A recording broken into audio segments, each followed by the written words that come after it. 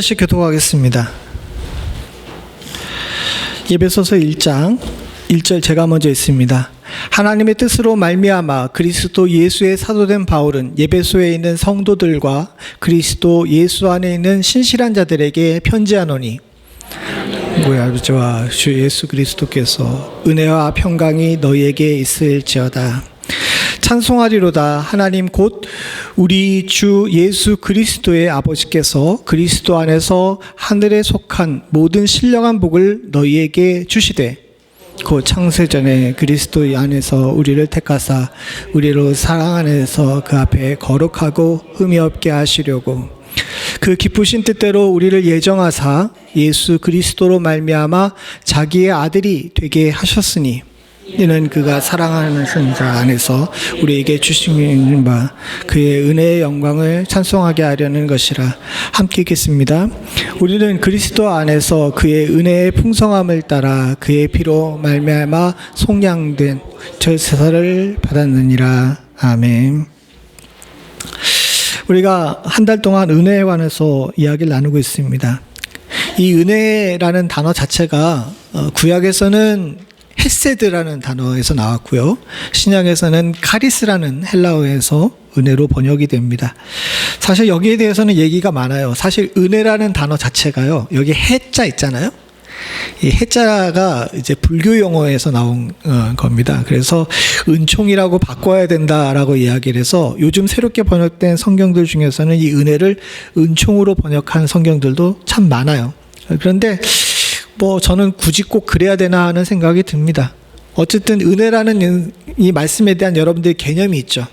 여러분들 은혜하게 되면 무슨 생각이 듭니까? 은혜. 좋은 거예요, 나쁜 거예요? 무지 좋은 거죠.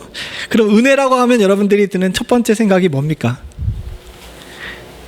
은혜하면 이제 복 또는 좋은 거 또는 뭐라 그래야 될까요? 참 이게 힘들어요.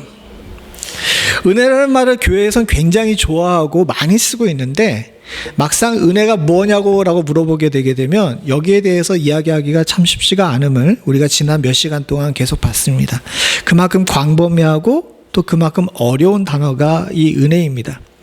근데 이 은혜라는 단어를 성경에서 가장 많이 빈번하게 쓴 사람이 있는데 그 사람이 누구냐 하게 되면 바울이에요. 이 바울이 얼마나 은혜를 많이 썼냐 하게 되면 처음에 인사할 때도 마지막에 인사 끝낼 때도 또 말씀 가운데서도 누군가의 표현을 빌려서 얘기하게 되면 흩뿌리듯이 은혜를 썼습니다.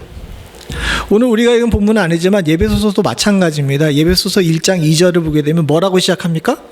조금 전에 읽었죠? 하나님 우리 아버지와 예수 그리스도로부터 뭐예요? 은혜와 평강이 너희에게 있을지어다.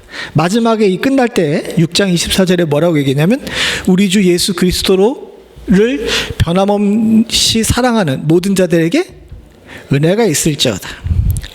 얼마나 은혜를 많이 썼는지 몰라요. 그 중에서 가장 은혜를 많이 쓴 성경이 바로 예배소서입니다. 그래서 예배소서를 다른 말로 해서는 은혜복음이라고 이야기를 해요. 그런데 예배소서라는 이 책 자체를 신학적으로 볼 때엔 사실 은혜에 관한 책이 아닙니다. 예배소서라는 책 자체가 쓰여진 목적이나 안에 있는 내용들을 보게 되게 되면 예배소서가 이야기하고 있는 가장 핵심되고 중심된 내용이 뭐냐? 교회예요. 교회란 무엇인가에 관한 이야기입니다. 그래서 교회론을 공부하는 자들에게 있어서는 예배소서가 교과서와 같은 그런 책이라고 이야기할 수 있습니다. 진정 건강하고 바른 교회가 무엇인가를 고민할 때마다 읽어보는 책이 예배소서죠. 그래서 의외로 목사님들이 예배소서를 굉장히 좋아하고 자주 이야기를 합니다. 그런데 우리가 여기서 조금 이상한 걸 느낄 수가 있어요. 여러분 일반적으로 많은 사람들에게 교회란 무엇입니까? 또는 교회가 뭐야? 라고 물어보게 되게 되면 편하게 물어보게 되면 뭐라고 대답을 합니까? 일반적으로 많은 사람들이 가는 교회의 이미지는 교회 건물을 이야기를 하죠. 또는 그 교회에 다니고 있는 사람이나 특정 인물들을 이야기하는 경우가 많이 있습니다. 제가 어느 언젠가 그런 얘기를 들었는데 멤피스 연합장로교회를 이야기를 할 때 소개하는데 거기에 이제 서목사가 사역하고 있는 교회라고 이야기를 하더라고요. 목사님들 사이에서 그렇게 이야기를 하더라고요. 그냥 일반적으로 그렇게 하는 거니까 별로 어렵지 않게 들었는데, 그 노예가 끝나고 나서 집에 돌아오면서 곰곰이 잘 생각을 해보니까 이게 맞나 하는 생각이 드는 불편함을 느끼게 됐습니다. 이건 저만 아닙니다. 여러분들이 누군가에게 우리 교회를 소개할 때 누구누구 권사, 누구누구 장로, 누구누구 집사가 다니는 교회라고 이야기를 하는 경우가 많이 있죠. 사실 교회라는 이야기 자체가, 이 단어 자체가 가지고 있는 광범위한 의미 때문에 이게 꼭 틀렸다고는 이야기할 수 없습니다. 그런데 이걸 일반적으로 사용하다 보니까 많은 사람들이 가지고 있는 이 오류가 있는데, 그것이 뭐냐 하게 되면 교회라는 것을 이야기하고 지칭할 때에 떠오르는 이미지 자체가 특정 사람, 특정 건물, 특정 이미지, 예를 들어 십자가 같은 거, 또는 특정한 이제 감정적 단어로 통해서 이야기되는 경우가 많이 있죠. 근데 이런 문제는 사실 이 지상의 교회가 조직교회가 되면서 생기는 어쩔 수 없는 문제입니다. 성경에 나와 있는 교회의 정확한 의미는요, 유형교회와 무형교회가 있는데, 그 유형교회 말고 무형교회, 진짜 주님께서 말씀하시는 교회는 건물이 없어요. 여러분들 자신 자체가 하나님께서 허락하신 주의 교회죠. 그런데 이런 교회들을 주님께서 모이라고 얘기하셨거든요. 모이기에 힘쓰라라고 이야기를 하셔가지고 이제 모아놓으셨습니다. 이게 무형교회에서, 형태가 없는 교회에서 유형교회, 형태가 있는 교회로 가게 되게 되면 사람들이 모이게 되면 뭘 해야 돼요? 뭐가 필요해? 건물이 필요하잖아요. 그리고 사람들이 모이게 되면 뭐가 필요해요? 서로 맡은 바의 일이 필요해요. 이런 것들을 얘기해서 조직교회라고 이야기를 하는데, 이 조직교회라는 것, 지금 우리가 있는 이 멤피스 산업장로교회가 조직교회죠. 이 조직교회의 틀을 가지게 되게 되면 사람들이 원래 가지고 있는 이 교회라는 아름다운 의미, 그냥 하나님이 좋아서, 예수님이 좋아서 나왔던 그것이 어느 순간인가 어떻게 됩니까? 조금씩 변질되고 불편하게 되는 그런 문제들이 생기게 됩니다. 사실 예배소 교회가 그랬어요. 예배소 교회가 원래는 그렇게 큰 교회가 아니었는데 이 교회가 성장하거든요. 성장하면서 소아시아에서 가장 큰 교회가 됐습니다. 지금의 터키 지역에서 가장 큰 교회가 되다 보니까 교회 안이가 평안할까요? 교회가 시끄러울까요? 어떻게 다 알아?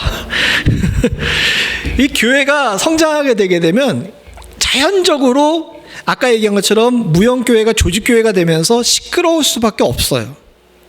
이 시끄러운 문제가 생기면서 나오는 문제가 뭐냐 하게 되게 되면, 후에 이 계시록에서도 지적이 됐지만, 계시록에 나온 7교회의 편지를 할 때 예배소 교회가 뭘 지적을 당했습니까? 내가 첫사랑을 잃어버렸다라는 문제에 대해서 지적을 받잖아요.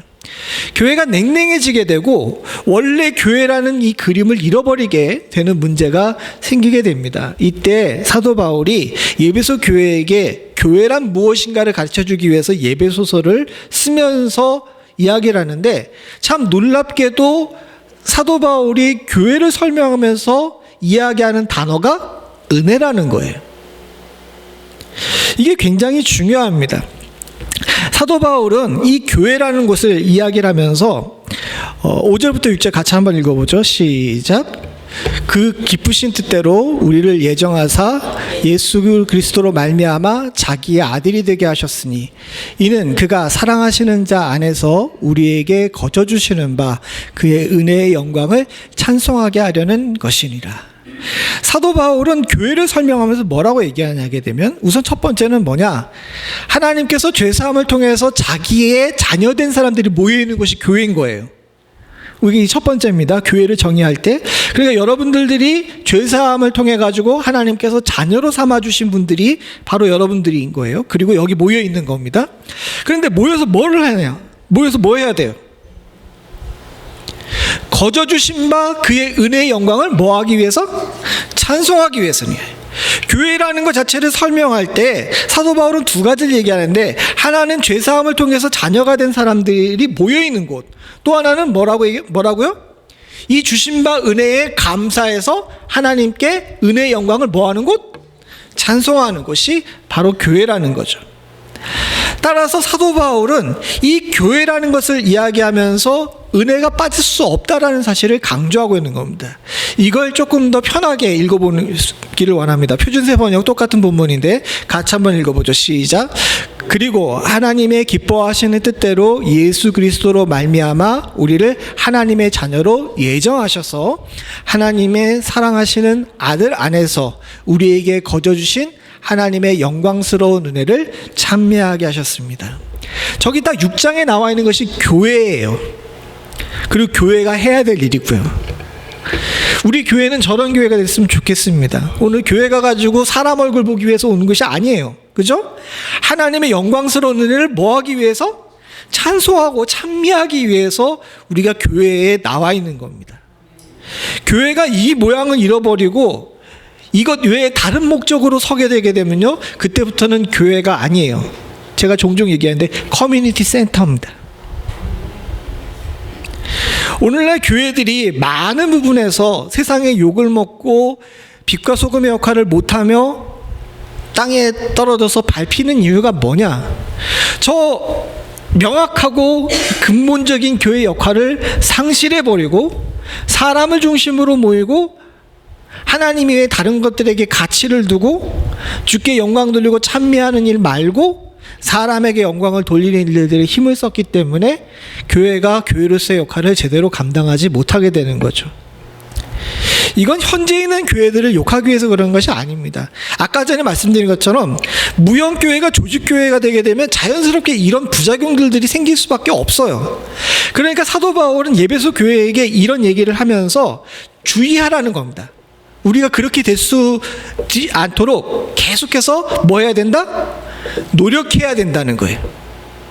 이게 종교개혁의 정신입니다. 마침 오늘 종교개혁 주일인데요. 종교개혁이라는 건 그래요. 교회는요, 가만히 놔두게 되면 사람의 모양을 따라가게 되어 있어요. 어쩔 수가 없습니다. 사람들이 모여있는 곳이기 때문에 그렇죠. 그렇기 때문에 가만히 놔두면 안 돼요. 항상 저 기준과 틀에 맞춰가지고 어떻게 해야 됩니까? 스스로를 돌아보고 개혁하고 다시 은혜의 교회로, 하나님께 영광의 찬미를, 은혜의 영광의 찬미를 돌리는 교회로 돌아가도록 어떻게 해야 됩니까? 매일매일 노력하고 고민하고 이 일을 위해서 힘을 써야 되는 것이 우리들의 사명인 줄로 믿습니다. 멤피스 연합장로교회도 또 여러분들이 이제 후에 섬기게 될 어떤 교회도 마찬가지입니다. 가만히 놔두면 교회가 어떻게 된다고요? 사람의 교회가 돼요. 그렇게 안 되려고 목회자도 성도들도 계속해서 고민하고 노력할 줄 아는 지혜가 우리 가운데 계속되기를 간절히 소원합니다. 사도 바울은 예배소서 1장에 교회란 무엇인가에 대해서 이렇게 딱 이야기를 한 다음에 그 뒤에 나와 있는 2장, 3장, 4장을 통해서 그러면 하나님의 구원을 통해서 십자가의 보혈로 예수 그리스도의 은혜로 구원을 얻은 우리들이 여기 나온 것처럼 영광스러운 은혜의 찬미를 드리는 정말 건강한 교회가 되기 위해서 어떤 부분을 주의하고 또 어떤 부분을 알아야 되는지에 대해서 2장, 3장, 4장 이 뒤에 나와 있는 여러 장들을 통해서 이야기를 하고 있어요. 오늘은 그것들을 한번 돌아보면서 우리가 조금 전에 말씀드린 것처럼 하나님께 드리는 온전한 예배를 드리는 또 영광의 찬미를 드리는 진짜 교회가 되기 위해서 어떤 부분을 지키고 기억하고 또 항상 노력해야 되는지에 대해서 살펴보려고 합니다. 그 첫 번째가 있는데 뭐냐? 교회가 교회되기 위해서, 은혜의 교회가 되기 위해서 우리가 기억해야 되는 것인데 같이 읽어봅니다. 시작. 자격 없음에도 주어진 은혜. 이걸 잊지 않는 교회가 돼야 돼요. 2장에 보게 되게 되면 사도 바울이 이 교회가 은혜라는 이 은혜를 통해서 이루어진 교회가 가져야 될 아주 핵심 중에 핵심을 이야기를 하는데 그것은 뭐냐 하게 되면 교회라는 것 자체가 죽었다 살아난 자들의 모임이라는 겁니다. 2장 4절 5절을 같이 한번 읽어보죠. 시작.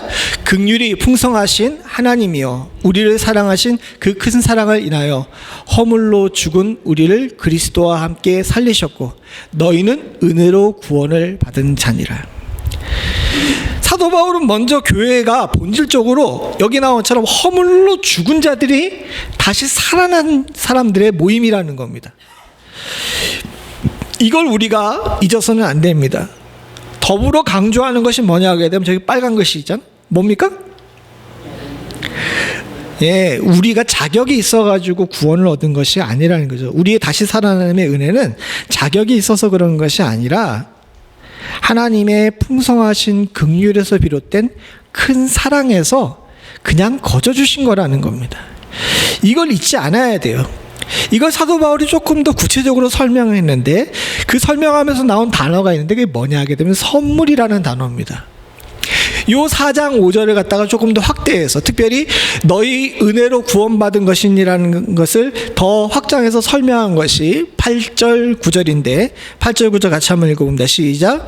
너희는 그 은혜를 인하여 믿음으로 말미암아 구원을 받았으니 이것은 너희에게서 난 것이 아니요 하나님의 선물이라. 행위에서 난 것이 아니니 이는 누구든지 자랑하지 못하게 하려 함이라. 교회가 분명히 기억해야 될 것이 있는데 우리는 죽은 사람들이에요. 죽은 사람인데 하나님께서 은혜로 살리셨어요. 그죠? 그리고 이 은혜로 살리는 데 있어서 우리의 노력이 있어요? 없어요?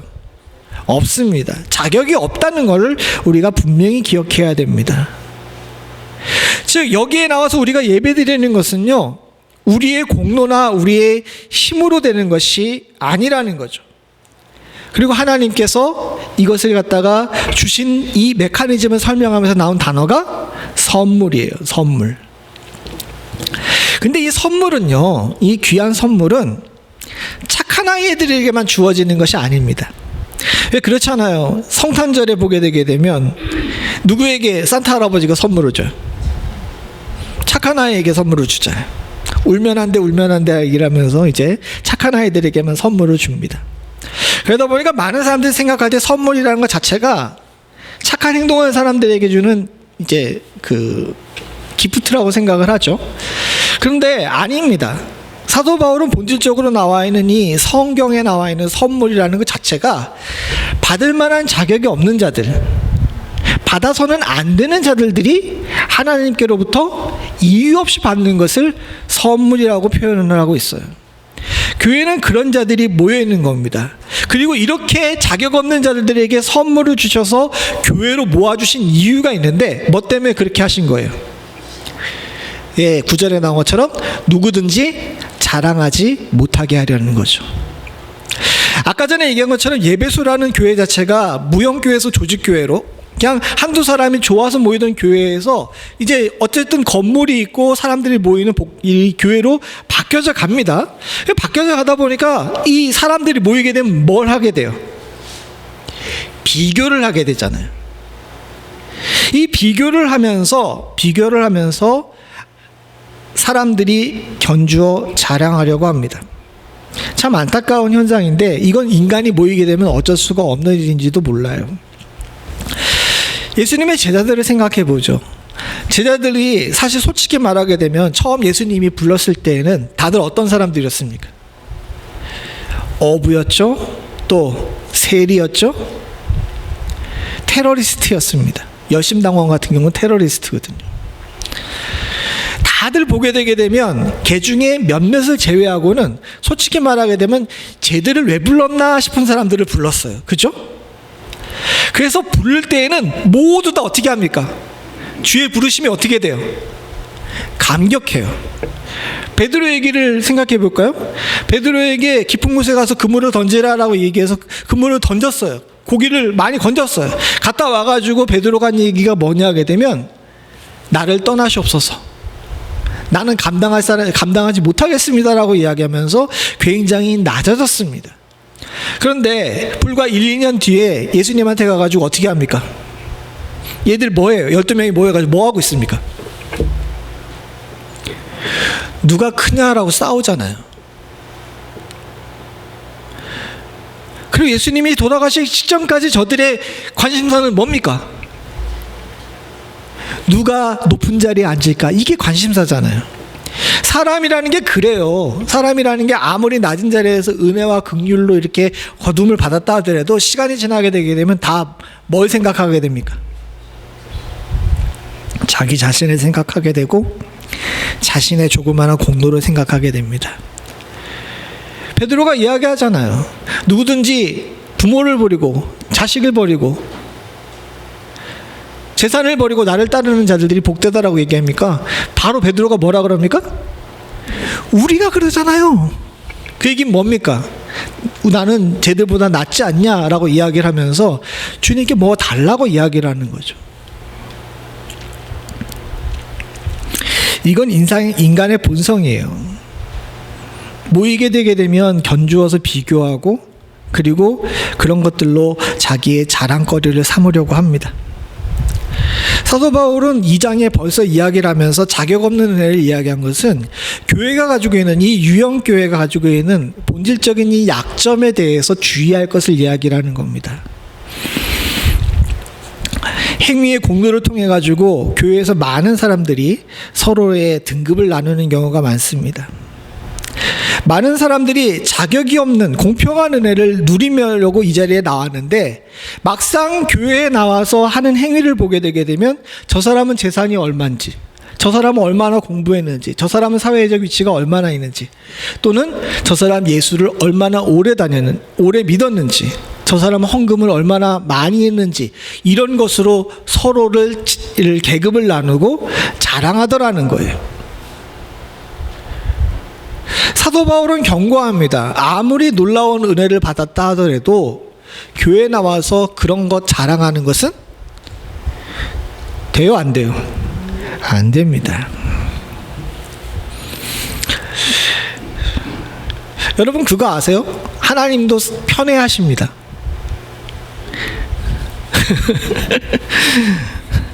공평하게 하나님이 사랑하시는 기도 하시지만 하나님이 특별히 사랑하는 사람들이 있어요. 성경에 나와 있는 걸 어떻게 하겠어? 편애하세요. 누군가는 더 사랑하시고 누군가는 덜 사랑하시는 게 분명히 있습니다. 그런데 아무리 내가 하나님의 특별한 사랑을 받았다 할지라도 그걸 교회라는 공동체 안에 나와가지고 함부로 이야기를 하는 것, 여기 나온 것처럼 자랑하는 것은 결코 옳은 행동이 아닙니다. 대표적인 예를 볼까요? 아직 요셉이 성숙하지 못할 때 하나님께서 요셉을 특별히 사랑하는 것을 요셉이 알았죠. 요셉이 그걸 어떻게 합니까? 형들과 부모님 앞에서 자랑하죠. 그래도 어떻게 됐어요? 죽을 뻔하고 노예로 팔려가잖아요. 후에 성숙한 다음에 한참 지나가지고 아버지 돌아가신 다음에 창세기 50장에 보게 되면 형들이 울면서 쫓아와가지고 우리 살려달라고, 이제 아버지 없으니까 우리한테 복수할 거 아니냐고 살려달라고 이야기를 하니까 요셉이 울면서 이야기를 합니다. 당신들은 악하게 행할지 모르지만 하나님께서 그 모든 것들을 선하게 하셔가지고 많은 백성들과 민족을 살리시는 일로 사용하셨다라고 이야기를 하면서 이제는 자신이 받았던 그 조그만한 하나님의 사랑, 조그만한 사랑이 하나님의 사랑이죠. 하나님의 크신 사랑을 갖다가 조그만한 자랑으로 바꾸질 않고 이 모든 것들이 하나님의 역사를 이루기 위한 하나님의 선한 계획으로 해석할 수 있는 성숙한 사람이 됐어요. 근데 문제는 뭐냐 하게 되면 교회에 모두 성숙한 사람이라는 이 모이지는 않는다는 겁니다. 목회자를 비롯해 많은 사람들이 아직 덜 자랐기 때문에 성숙하지 못해가지고 자신이 받은 하나님의 그 사랑을 가지고 다른 사람들을 아프게 만들거나 그걸 자랑으로 삼아가지고 스스로를 화를 당하게 만드는 경우가 많은 거예요. 사도 바울은 그거 하지 말라는 거죠. 그러면서 니들이 자랑을 끊을 수가 없다는 걸 잘 안다. 인간이기 때문에 어쩔 수 없이 자랑을 해야 되겠지. 그러면 이것만 자랑하라 라고 이야기를 하면서 숨구멍을 틔워줬는데 그것이 뭐냐 하게 되면 7절 같이 봅니다. 시작. 이는 그리스도 예수 안에서 우리에게 자비하심으로 그 은혜의 지극히 풍성함에서 오는 여러 세대에게 나타내려 하심이라. 되게 어렵게 얘기를 하는데 한마디로 얘기하게 되면 뭐냐 하게 되면 너희들이 가지고 있는 그 자랑하고자 하는 그런 욕심들을 다른 데 쓰지 말고 어디에만 쓰라고요? 예수 그리스도의 지극히 자비하심, 즉 구원의 역사에 관해서만 이야기하라는 거예요. 그것만 자랑하라는 거죠. 다른 얘기로 하게 되면 사도 바울이 후에 예를 들어 보여주셨는데 어떤 예를 들어 보냐면 자신을 이야기를 하면서 자기를 죄인 중에 뭐라 그래요? 괴수라 그러죠. 솔직히 말하면 사도 바울이 죄인 중에 괴수까지는 아니에요. 그죠? 아닌가? 사도 바울이 그렇게까지 죽일 놈은 아니잖아요. 동의를 안 하시는 거 보니까 죽일 놈이 맞나 봅니다. 어쨌든 사도 바울이 이야기를 하면서 자신이 잘난 점을 이야기하는 것이 아니라 자신이 얼마나 구원과는 거리가 먼 사람이었는지를 얘기를 해요. 그런데 이 구원과 먼 자기를 가지고 주님께서 어떻게 살리셔서 하나님께서 당신의 자녀 삼으시고 주의 일꾼으로 삼으신 거, 그거 자랑하는 거예요. 그러니까 교회에서 유일하게 자랑해야 할 수 있는 것은요, 내가 얼마나 못난 사람인데 하나님께서 날 살려주시는지, 이것만 어떻게 하라고요? 여러 세대에 나타나라니까, 여러 세대에 걸쳐가지고 자랑하라는 거죠. 이것만 자랑할 줄 아는 교회가 될 수 있기를 간절히 소원합니다. 교회는 본질적으로 하나님의 선물을 받은 자들, 자격 없는데도 불구하고 선물을 받은 자들이 와서 이룬 공동체예요. 우리는 선물에 집중하지 말고 자격 없음에 집중할 줄 아는 자들이 되어야 될 줄로 믿습니다. 그런 교회가 주 안에서 건강한 교회이자 평안한 교회인 줄로 믿습니다. 사도 바울은 이 선물이 선물로 끝나지 않기를 원했어요. 교회가 한 가지 더 해야 되는 것이 있는데 뭐냐? 그것은 같이 읽어봅니다. 시작. 부르심의 은혜. 은혜라는 것이 본질적으로 부르심이라는 것을 알기를 원한 겁니다. 무슨 얘기냐 하게 되면요, 은혜는 선물이기도 하지만 선물로만 여겨서는 안 됩니다.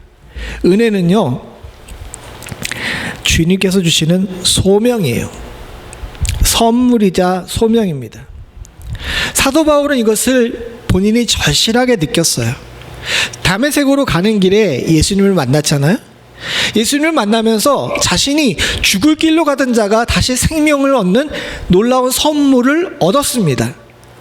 그러나 그와 동시에 그가 얻은 것이, 또 그에게 부여된 것이 있는데 뭐냐 하게 되면 땅끝까지 이르러 하나님의 증인되는 소명을 받은 거예요.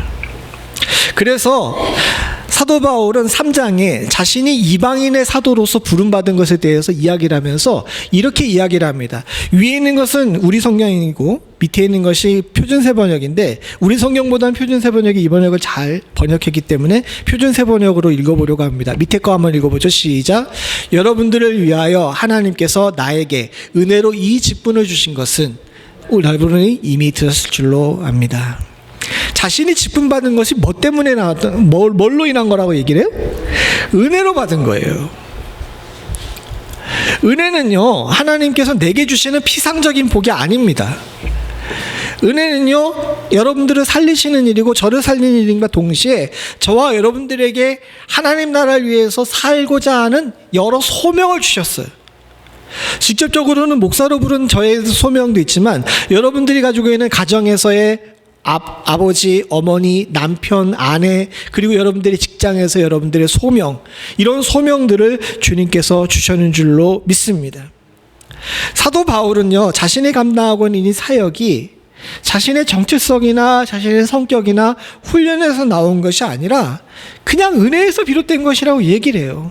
그래서 지난주에도 말씀드렸잖아요. 적성이 안 맞아요. 근데 아니, 적성에 안 맞든지 그게 무슨 상관이야? 하나님께서 어떻게 하신 거예요? 소명으로 부르신 거니까 그것을 우리가 우리의 삶에 이루어 나가야 될 줄로 믿습니다. 그리고 하나님께서 적성도 맞춰주실 줄로 믿습니다. 사도 바울은 이 부분을 갖다가 더 풀어서 설명하는데 3장 7절 8절의 이 부분에 대해서, 하나님께서 주신 소명에 대해서 이야기를 하면서 이렇게 말하죠. 같이 봅니다. 시작. 이 복음을 위하여 그의 능력이 역사하시는 대로 내게 주신 하나님의 은혜의 선물을 따라 내가 일꾼이 되었노라. 모든 성도 중에 지극히 작은 자보다 더 작은 나에게 이 은혜를 주신 것은 측량할 수 없는 그리스도의 풍성함을 이방인에게 전하게 하시고, 이 본인이 가지고 있는 이 직분이 뭐로부터 비롯된 거라고 얘기해요? 은혜의 선물을 따라 내가 일꾼이 되어노라 라고 이야기하잖아요. 2장에서 은혜의 선물을 이야기했는데, 이 2장에서 나온 은혜의 선물이 3장에서는 뭐가 되는 거예요? 일꾼, 소명이 되는 일로 바뀌게 된 겁니다. 그리고 이 일꾼이 사도 바울은 구체적으로 어떤 일을 하는지에서 이야기를 하면서 뭐라고 얘기하냐게 되면 그리스도의 풍성함을 사방에 전하는 게 우리들의 소명이라는 것을 이야기를 하고 있습니다. 교회가 마찬가지예요. 은혜가 풍성한 교회는 일합니다. 움직일 줄 알아요. 남이 하는 것을 기다렸다 움직이는 것이 아니라 은혜가 풍성하면은 먼저 움직일 줄 알게 돼요. 그래서 여러분들 가만히 보게 되면 교회에 어떤 일이 있을 때 제일 먼저 은혜가 움직이는 사람이 어떤 사람인 거예요? 제일 은혜가 풍성한 거예요. 다들 일하기 싫어가지고 지금 얘기를 안 하고 있는 거죠. 따라해 봅시다.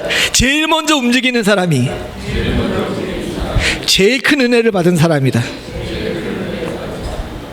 예를 들게 되면요, 엔진에 가스가 들어가요. 가스를 많이 집어넣게 되게 되면 크게 폭발해서 더 잘 움직이겠죠. 은혜는 가스와 같습니다. 여러분들이라는 엔진에 은혜라는 가스가 많이 들어가게 되면 어떻게 돼요? 엔진이 더 힘차게 돌겠죠. 그런데 죄송한 얘기인데 교회에서 어떤 일을 하거나 내가 구제하는 일이나 말씀 전하는 일에 있어서 내 마음이 안 생겨. 물론 하나님 막으시는 때도 종종 있긴 하지만 내 마음이 이렇게 막 열심히 안 생겨. 그러면 여러분들 뭐라고 진단하셔야 됩니까? 내게 은혜가 부족하구나라고 생각을 하셔야 된답니다. 나 이렇게 일반적으로 이야기할 수는 없지만 그냥 일반적으로 볼 때 사도 바울이 지금 그 얘기를 하고 있는 거예요. 에베소 교회가 아까 전에 말씀드린 것처럼 계시록에 보게 되면 첫사랑을 잃어버렸다라고 이야기한 이유는 뭐냐? 그 에베소 교회가 장점이 있어요. 복음을 수호하려고 명확하게 딱 뚜렷하게 서 있는, 그래서 이방인들을 이단들을 쳐내버리는 그런 결단력이 있는 아주 지적으로 뛰어난 교회였어요. 그런데 이 교회가 냉랭해. 다른 얘기로 하게 되면 안 움직인다는 거예요. 가만히 앉아가지고 오는 공격은 방어할 줄 아는데 뭐 하는 겁니까? 바깥에 나가서 전하는 일을 못해요. 그 근본적인 원인이 어디 있느냐? 첫사랑, 즉 은혜를 회복하지 못했기 때문입니다. 교회가 교회로서 건강한 모습을 가지길 원한다면요, 사랑하는 성도님들과 저는 은혜가 충만하기를 위해서 기도하시고 또 은혜가 나를 움직인다는 사실에 대해서 잊지 않으셔야 될 줄로 믿습니다. 은혜는 우리로 참을 수 없는 열정과 열심을 가지게 합니다. 사랑하는 성도님들, 우리가 은혜 받은 교회라면요, 먼저 움직일 줄 아는 교회, 또 널리 전파할 줄 아는 교회, 자녀들에게 말씀을 증거하는 일에 힘쓸 줄 아는 교회, 그런 교회가 되어야 될 줄로 믿습니다. 큰 교회나 사람이 많은 교회가 은혜가 넘치는 교회가 아니에요. 은혜가 넘치는 교회는 얼마나 움직일 줄 아는 교회냐, 여기에 달려있는 줄로 믿습니다. 사랑하는 성도님들, 왜 사도 바울이 은혜의 선물이 나를 일꾼으로 만들었다라고 이야기했는지를 잊지 마시기를 다시 한번 부탁을 드립니다. 세 번째로 교회를 향해서, 교회가 하나님의 영광을 찬미하는 복된 교회가 되기 위해서 꼭 알아야 될 것이 있는데 그것이 뭐냐? 같이 읽어봅니다. 시작. 함께 누리는 은혜. 은혜는 본질적으로 개인이 소유할 수 있는 것이 아님을 강조합니다. 에베소서 4장에서 강조하고 있는 것이 바로 그거예요. 같이 한번 3절 읽어보죠. 시작. 평안에 매는 줄로 성령이 너희에게 하나 되신 것을 힘써 지키라. 은혜가, 성령으로 비롯된 은혜가 우리 안에 임하는데, 이 은혜를 부어주시는 성령께서 하시는 또 한 가지 사역이 있는데 그게 뭐냐 하게 되면요, 뭡니까? 여기 하나 되게 하는 거예요. 평안에 매는 줄로 하나 되게 했다는데, 다른 얘기로 여러분들 이미지 그려보십시오. 사람들을 묶어가지고 줄로 꼭꼭 매가지고 서로 떨어지지 못하는 게 아닌 거예요. 무슨 얘기인지 아시겠어요?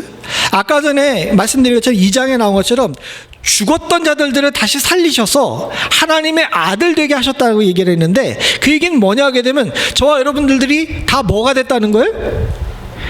형제와 자매가 됐다는 것이고요. 4장에 와서는 이 성령의 평안을 매는 줄로 인해가지고 뭐가 된 거예요? 한 몸이 된 거예요. 그걸 뭐라고 얘기를 하냐 하게 되면 4절서부터 7절에 이렇게 쭉 이야기를 합니다. 같이 봅니다. 시작. 몸이 하나요 성령도 한 분이시니 이와 같이 너희가 부르심에 한 소망이 있어서 부르심을 받았느니라. 주도 한 분이시요 믿음도 하나요 세례도 하나요 하나님도 한 분이시니 곧 만유의 하나님이시라. 만유 위에 계시고 만유를 통일하시고 만유 가운데 계시도다. 우리 각 사람에게 그리스도의 선물이 분량대로 은혜를 주셨느니라. 저 얘기가 되게 어려운데 한마디로 쉽게 표현하게 되면 저와 여러분들이 모두 다 한 하나님, 한 예수님, 한 성령님으로 모여가지고 다 뭐가 된 거예요? 한 몸이 됐어요. 여러분들과 저는 지체입니다. 예를 들어가지고 서목사가 이쪽 팔이라고 생각해요. 오른쪽 팔이에요. 오른쪽 팔이 됐어요. 멤피스 산업장로교회 여러분들이 모여있는 이 교회에 제가 오른쪽 팔입니다. 오른쪽 팔인데 이 오른쪽 팔에게 여기 나와 있는 대로 얘기하게 되면 각 지체에 분량대로 은혜를 주신 거예요. 이 오른쪽 팔에게 잡을 수 있는 악력과 힘을 주신 겁니다. 그러면 제가 이 오른팔을 제가 아니라 이 오른팔이 움직여가지고 일을 하고 예를 들어 밥을 하거나 설거지를 하거나 청소를 하거나 하게 되게 되면 얘만 좋아요? 얘만 좋은 거예요? 그게 아니죠. 다 같이 좋은 거예요. 사도 바울이 여기서 얘기한 것은 되게 어려운 얘기처럼 느껴지지만 한마디로 얘기하게 되면 뭐냐? 교회 안에 있는 우리 모두는 주 안에서 한 지체가 됐기 때문에 각자가 받은 은혜를 혼자만 소유할 수 없다는 겁니다. 모두의 공동 소유가 되는 거예요. 근데 이거 사람들이 자꾸 까먹어요. 사도 바울이 에베소 교회에게 이것을 갖다 이야기를 하면서 이것을 설명하며 강조한 이유가 있습니다. 사도 바울이 전에 사역하던 교회가 고린도 교회라는 교회가 있었는데 이 고린도 교회에 문제가 생겼어요. 하나님께서 그 고린도 교회에 은혜를 주셔가지고 성령으로 비롯된 여러 은사들을 허락하셨습니다. 이 은사들을 허락했는데 이 고린도 교회 성도들이 받은 은사를 가지고 뭐 했습니까? 네 은사가 나보다 못하다, 내 은사가 더 낫다 라고 이야기를 하면서 은사로 계급을 두려고 했어요. 방언을 못하면 사람도 쳐주지 않는 거예요. 주님께서 왜 은사를 주셨어요? 왜 은혜를 주셨어요? 아까 이야기한 것처럼 은혜를 주신 이유는 우리가 주 안에서 한 몸 되고 함께 주님을 뭐 하기 위해서입니까? 찬양하고 찬미하기 위해서예요. 노래로 찬양하는 것뿐만 아니라 행동으로 찬양하기 위해서 하나님께서 우리들에게 은혜를 허락하시는 줄로 믿습니다. 그리고 모든 사람들에게 동일한 은혜를 주신 것이 아니라 여기 나온 대로 각자 자기 지체에 맞게 각자 맞는 분량대로 은혜를 주신 거예요. 팔에게 맞는 은혜를 다리에게 주시지 않습니다. 모두 각자에게 맞는 그 분량에 맞는 은혜를 통해 가지고 함께 나누면서 하나의 공동체를 이루기를 주님께서는 원하시고 그것을 연습하고 실천하는 것이 바로 교회라는 거예요. 그래서 여기 잘 보게 되게 되면 에베소서 전체도 그렇지만 주로 대명사가 1인칭 대명사나 2인칭 대명사예요. 쉽게 얘기하게 되면 나나 너라는 대명사를 썼습니다. 한국 사람들이 좀 특징이 있는데 한국 사람들은 보통 1인칭이나 2인칭보다는 3인칭 대명사를 더 많이 쓰죠. 이렇게 우리라는 단어를 쓰잖아요. 여러분 우리 집, 우리 남편, 우리 마누라 이 얘기를 들으면 미국 사람들 즐겁을 합니다. 너네 일부 다처제야? 막 이러면서 즐겁을 해요. 근데 언어 습관이에요. 우리는 3인칭을 많이 쓰기 때문에 이 말씀이 주고 있는 충격을 잘 모르는데 사실은 서구권에서는 3인칭 단어보다는 1인칭이나 2인칭 단어를 쓰죠. 나는 나고 너는 너예요. 그런데 오늘 본문을 보십시오. 쭉 그렇게 나오다가 7절에 보니까 다 한 몸 한 성령 한 하나님 쭉 나오다가 결국은 마지막에 7절에 나와가지고는 뭐로 시작합니까? 우리라고 시작하면서 각 사람이 된 거예요. 개개인이었습니다. 죽었을 때는 개개인이었지만 하나님의 성령을 통해 가지고 예수 그리스도의 보혈을 통해 가지고 살아서 성전 안에 모여서 함께 되게 되면 그때부터는 뭐가 되는 거예요? 우리가 되는 거예요. 우리가. 따라서 은혜는요, 나만의 소유가 아니라 함께 쓰는 모두의 소유인 것을 잊지 않아야 됩니다. 진짜 은혜가 정상적으로 작동하게 되면요, 은혜는 접촉제가 돼야 돼요. 저 사람이 받은 은혜가 우리 교회 공동체에 꼭 필요하다는 걸 알고 존중할 줄 아는 지혜가 우리 가운데 있어야 될 줄로 믿습니다. 우리가 받은 은혜는 함께 나누는 은혜이고, 우리가 받은 은혜는 개인이 홀로 소유할 수 없는 것임을 기억하시기 바랍니다. 내가 좀 똑똑해요? 그러면 여러분들, 이것은 이생의 자랑이 아니라 함께 이 지혜를 나누는 자랑이어야 될 줄로 믿습니다. 내가 물질이 좀 많게 되면요, 그 물질의 많음은 나의 편의와 나의 평안함을 위해서 사용되는 것이 아니라 함께 누릴 줄 아는 지혜로 사용되어야 될 줄로 믿습니다. 우리의 건강도 마찬가지고 우리의 재능도 마찬가지입니다. 이런 귀한 복된 교회가 바로 우리 교회가 될 수 있기를 간절히 소원합니다. 정리해서 다시 한번 생각해 보죠. 사도 바울은 예배소 교회를 향해서 너는 정말 좋은 교회가 되기를 원해 라고 하면서 예배소서를 썼습니다. 그러면서 사도 바울이 교회를 어떤 곳이라고 정의했냐 하게 되면, 하나님의 은혜로 하나님의 자녀된 자들이 모여서 하나님의 은혜의 영광을 찬송하는 것이 교회라고 얘기를 했어요. 그리고 이를 위해서 세 가지를 해야 되는데, 첫 번째는 하나님의 선문만 자랑할 것, 두 번째는 그 은혜가 소명이라는 것을 알고 움직일 줄 아는 교회가 될 것, 세 번째는 이 은혜가 접착제라는 것임을 기억하고 교회가 한몸 되는 일에 힘쓸 줄 아는 교회가 진짜 건강한 교회라는 겁니다. 은혜는요, 보통 일반적인 사람들이 생각하는 것처럼 야, 은혜 받았어 라고 이야기를 하게 되면 우리는 되게 물질적인 것이나 또는 삶의 평안함을 이야기하는 경우가 많이 있습니다. 근데 사실 은혜라는 것은요, 아까 전에 말씀드린 것처럼 개인이 혼자 소유할 수 있는 것이 아니라 모두가 누리는 하나님의 축복인 줄로 믿습니다. 우리 교회는 이런 은혜를 제대로 알고 은혜 충만한 교회가 될 수 있기를 소원해요.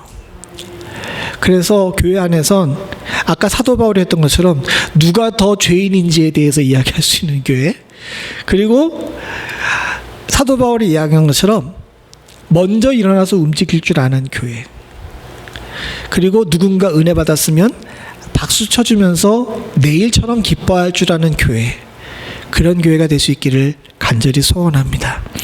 그런 복된 교회가 바로 우리 교회가 되어서 항상 개혁하는 역사가 우리 안에 일어나기를 소원합니다. 기도하겠습니다. 하나님 아버지, 오늘날 많은 교회들이 교회라는 이름을 가지고 있지만 교회가 아님을 보게 됩니다. 마치 500여 년 전에 종교개혁자들이 죽어가는 교회를 위해서, 길을 잃고 방황하는 성도들을 위해서 분연히 일어나야 됐던 그때처럼 오늘날 많은 교회들도 그런 모습을 가지고 있지 않은지 돌아보게 됩니다. 하나님, 우리로 진정 건강한 교회, 건강한 성도, 건강한 목회자가 될 수 있는 축복을 허락하여 주시옵소서.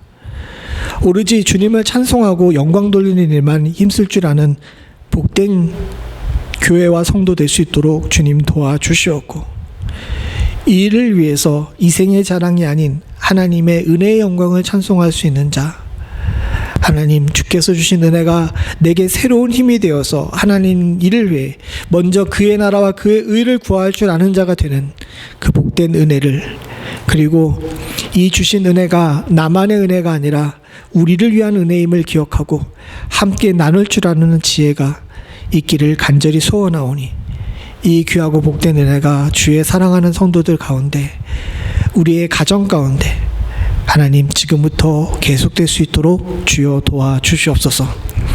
그래서 주님께서 이 땅에 오실 때, 마지막 심판하실 때 우리 귀한 공동체 멤피스 연합장로교회를 보시면서 나의 마음에 합한 하나님의 촛대가 서기에 합당한 교회였다 칭찬받을 수 있는 축복이 있기를 간절히 소원하옵고, 주의 사랑하는 성도들에게도 은혜 받은 자여 너가 나와 함께 낙원에 있으리라 칭찬받을 수 있는 복된 성도들이 될 수 있도록 주님 도와주시옵소서.